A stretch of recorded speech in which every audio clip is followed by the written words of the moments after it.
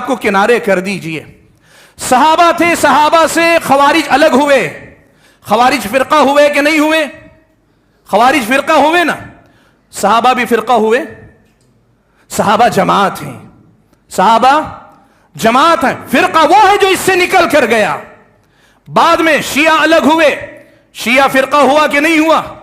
صحابہ فرقہ ہوئے نہیں, وہ جماعت ہیں. نواسب وجود میں آئے, نواسب فرقہ ہیں. صحابہ اپنی جگہ پہ قائم ہیں, وہ فرقہ ہیں, وہ جماعت ہیں. آپ ایک بات یاد رکھیں, ایسے ہی ایک ایک بدعت الگ الگ ایجاد ہوتی گئی. یہ سارے فرقے ہیں. صحابہ اور نبی علیہ الصلوۃ والسلام جس طریقے پر قائم تھے وہ فرقہ نہیں جس کی مذمت کی گئی. وہ جماعت ہیں, وہ اصل ہیں, وہی اصل میں جماعت ہیں, یہی اصل میں دین کے علم بردار ہے.